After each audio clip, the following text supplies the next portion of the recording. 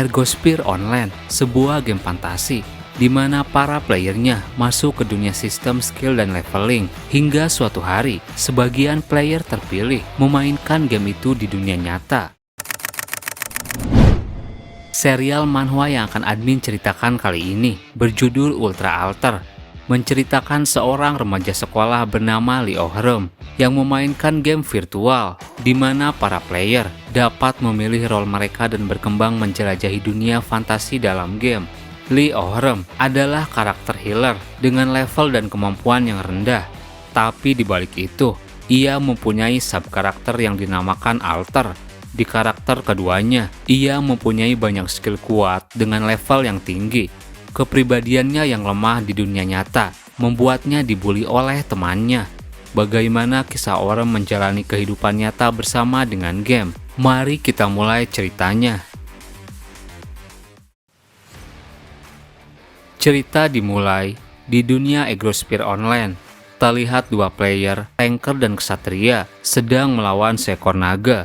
Mereka yang awalnya bisa mengimbangi, mulai kewalahan menghadapi semburan api naga.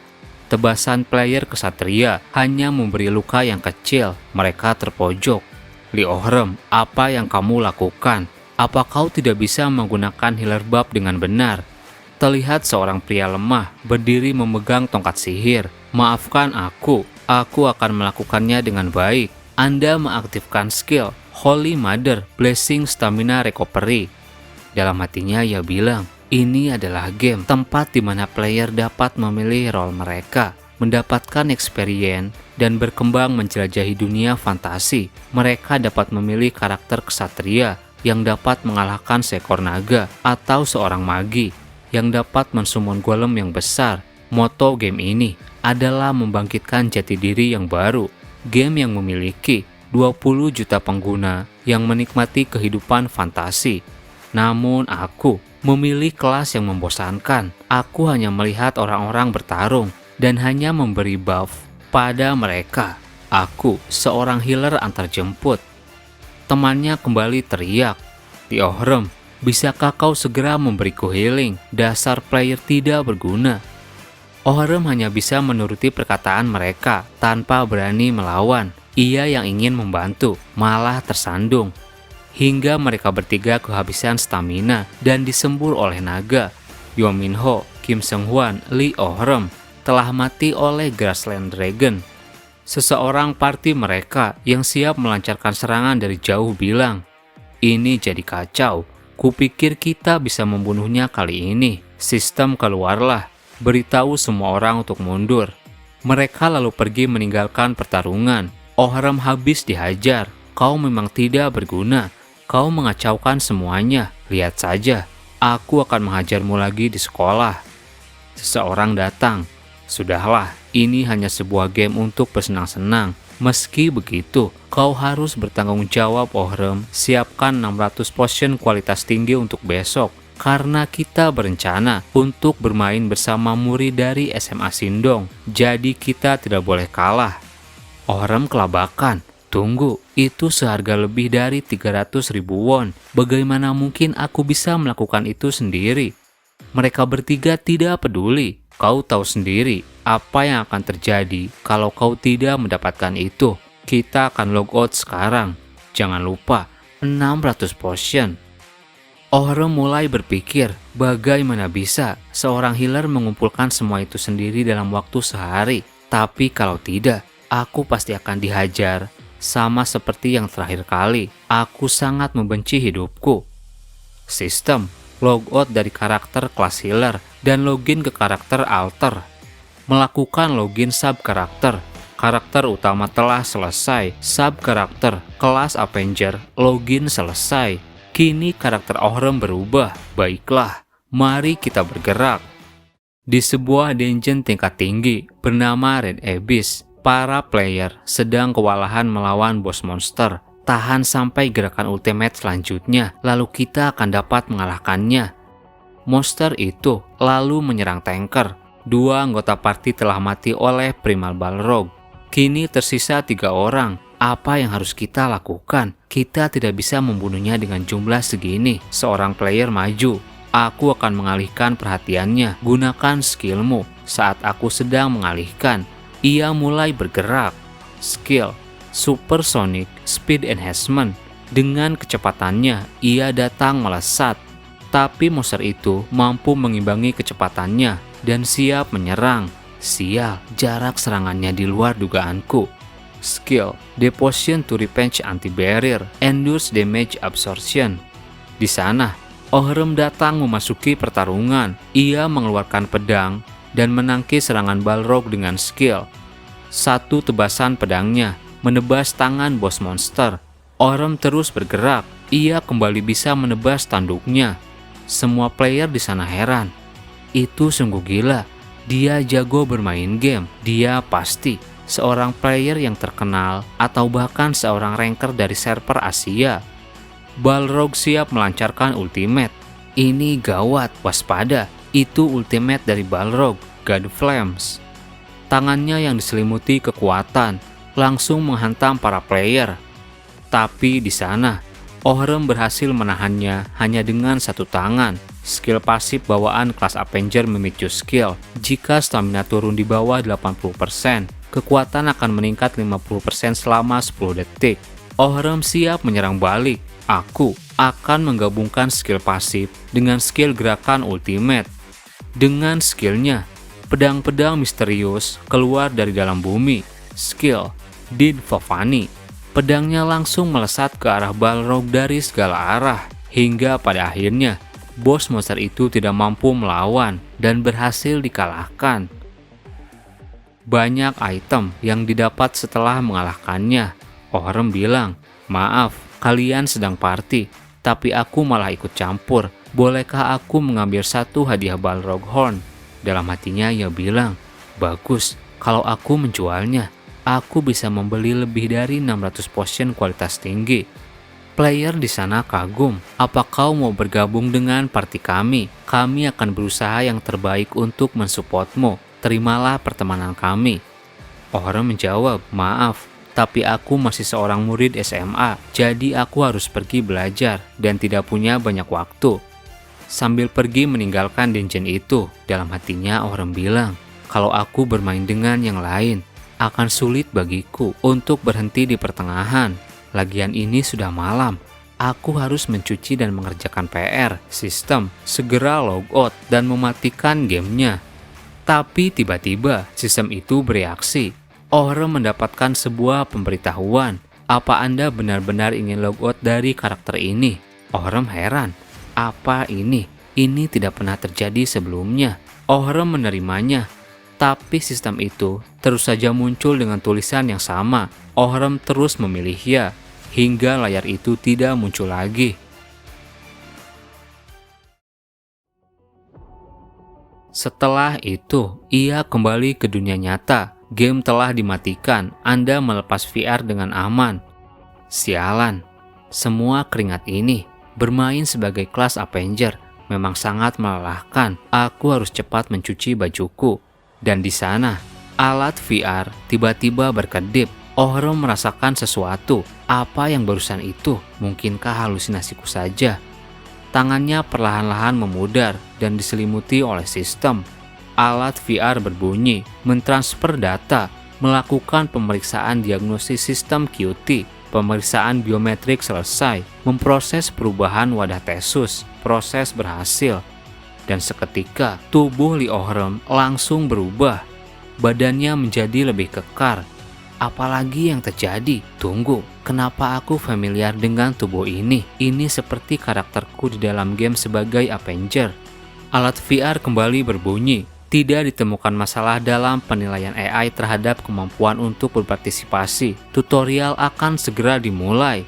Tubuh Ohrem kembali bereaksi saat ia sadar. Sontak ia heran karena kini ia dipindahkan ke tengah kota. Bagaimana mungkin aku bisa sampai ke sini?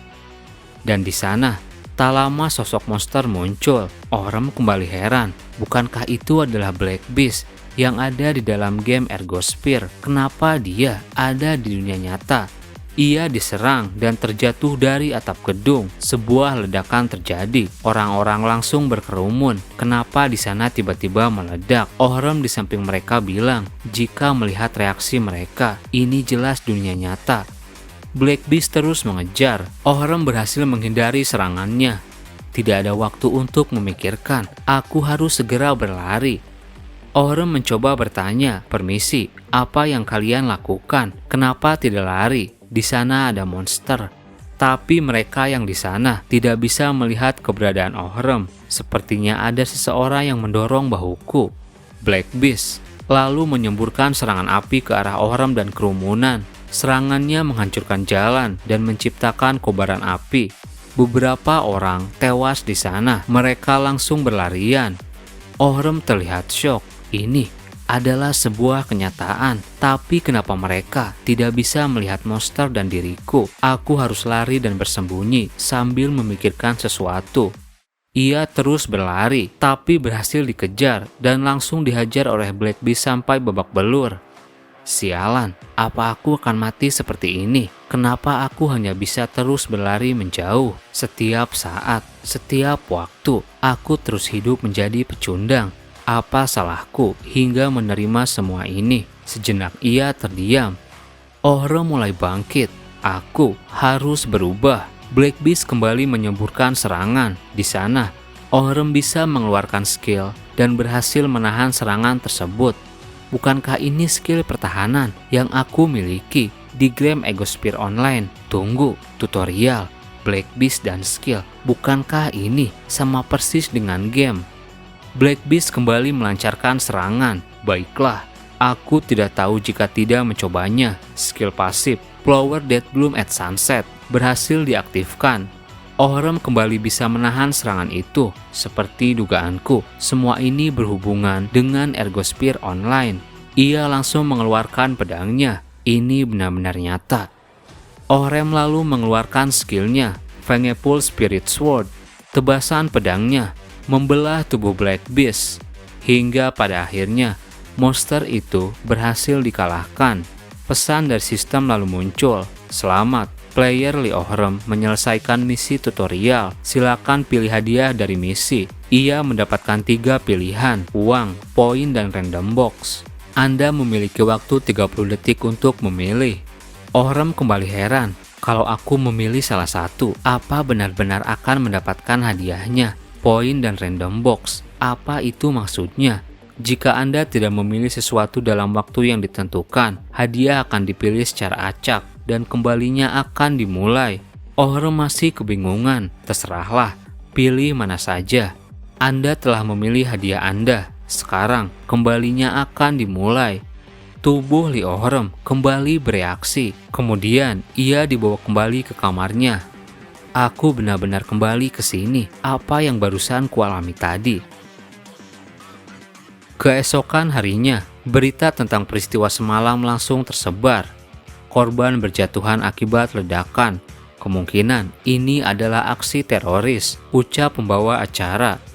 Ohrem melihat itu sambil membuat sarapan. Sudah kuduga. Apa yang terjadi kemarin bukanlah mimpi atau halusinasiku. Itu benar-benar terjadi di dunia nyata. Tak lama seorang wanita datang dan heran. Siapa dirimu? Ia mengeluarkan pemantik listrik dan langsung menyerang Ohrem. Dasar orang mesum. Beraninya kau masuk ke dalam rumahku. Ohrem mencoba menjelaskan. Tunggu kakak, ini aku, Ohrem.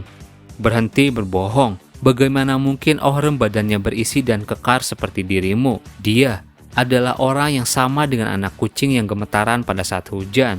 Sialan, ternyata selama ini kakakku menganggapku selama itu. Bagaimanapun, aku tidak bisa menjelaskan kebenaran karena aku takut dia akan khawatir. Ohrem kemudian menjelaskan, aku juga tidak tahu, tapi pada saat bangun, aku tiba-tiba menjadi seperti ini. Baiklah, aku akan mengatakan sesuatu. Pada suatu hari, saat kedua orang tua kita meninggal karena kecelakaan mobil, aku membujuk mereka untuk membawaku ke taman hiburan. Di sana, aku mengatakan hal-hal yang tidak sepantasnya. Itu adalah rahasia yang hanya diketahui oleh kakak. Mendengar cerita itu, kakaknya percaya Kau benar-benar Ohrem, bagaimana kau bisa menjadi seperti ini? Kalau begitu, mari kita pergi ke rumah sakit sekarang. Tapi pertama, ayo pergi ke sekolahmu. Kakak akan menjelaskan tentang keadaan tubuhmu. Hal ini menurutlah, atau akan kuhajar pakai ini. Di pagi yang sama, seorang YouTuber melakukan live lokasi ledakan semalam. Orange Box sedang mengunjungi lokasi di distrik Sindaebang. Di sini terjadi ledakan misterius. Mungkin ini awal dari kehancuran bumi. Seorang murid wanita terlihat sedang menonton video tersebut.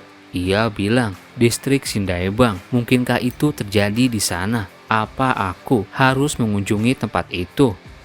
Temannya lalu datang, Kim Si-woo. Apa kau sudah dengar berita yang sedang heboh? Ayo kita bicarakan sambil pergi ke sekolah. Sesampainya di sekolah, mereka berdua berpapasan dengan Ohrem. Kim Si-woo lalu merasakan sesuatu. Aku seperti mengenalnya, tapi kenapa aku merasa ada yang aneh? Di toilet sekolah, Ohrem menerima hadiah yang ia dapatkan setelah menyelesaikan misi. Ia mendapatkan sebuah kristal dari hadiah random box. Tertulis di sistem, item yang bisa digunakan untuk menggunakan skill dari kelas lain sebesar 60%, hanya bisa digunakan satu kali. Ohrem bilang, aku ingin menggunakan skill milik caster, Eye of Captivation, Mind Controlling Skill. Ohrem pergi ke ruangan guru. Skill yang aku dapatkan tadi bisa membuat monster menjadi teman atau membuat sebuah buff. Aku tidak tahu apakah efek sampingnya bisa digunakan kepada manusia. Tapi ini untuk berjaga-jaga jika kakakku tidak bisa membujuk wali kelas. Dan di sana, kakaknya sulit menjelaskan. Ohrem lalu menggunakan skill tersebut pada wakil kepala sekolah. Kita lihat apa skill itu akan bekerja pada manusia. Dan seketika, wakil kepala sekolah merasakan sesuatu. Ia bereaksi terhadap skill tersebut. Tunggu. Aku mendengar kalian bicara, bagaimana kalau kita mencoba mempercayai perkataan dari murid Li Ohrem? Bukankah kamu bilang adikmu punya penyakit yang langka yang belum ditemukan? Kita akan memeriksanya lebih lanjut bersama. Aku sendiri yang akan bertanggung jawab menjelaskan pada murid lain. Wakil kepala sekolah lalu membawa Ohrem ke kelasnya. Dengan bersemangat ia bilang, murid Li Ohrem mengalami penyakit langka. Dalam sehari, ia bisa berubah menjadi orang lain. Bukankah ini mengejutkan? Kuharap kalian terbiasa untuk ini. Dan ternyata, Kim Si-woo sekelas dengan Ohrem. Sudah kuduga, aku mengenalnya. Ternyata itu adalah Ohrem. Teman-temannya masih saja tidak percaya. Bagaimana mungkin manusia tiba-tiba bisa berubah drastis dalam sehari? Apa penyakit langka yang kau alami? Ohrem menjawab, Akatcheng Syndrome, itu kata kakakku. Aku bisa berubah karena terlalu stres. Kim Si-woo menambahkan, aku juga pernah mendengar penyakit itu sebelumnya. Ayahku yang seorang ketua dari perusahaan medis ternama pernah bilang kalau seseorang yang tinggal di Jerman tiba-tiba terbangun dan terkejut karena dia tumbuh lebih cepat dan memiliki wajah yang berbeda. Itu berkaitan dengan hormon. Ohrem lega mendengar itu. Syukurlah dia membantuku. Lama-kelamaan mereka akan terbiasa. Dulu aku ini pendek dan kurus. Tapi sekarang aku jadi lebih berisi dan ototku lebih kekar. Mungkin Eun-young dan yang lainnya tidak akan bisa membuliku lagi. Semuanya akan berubah dalam tubuh alter ini. Aku yakin aku bisa berubah karena aku berbeda dari diriku yang dulu. Terima kasih buat teman-teman yang udah nonton video ini sampai habis. Mohon maaf jika ada salah. Admin pamit dan sampai jumpa di video berikutnya.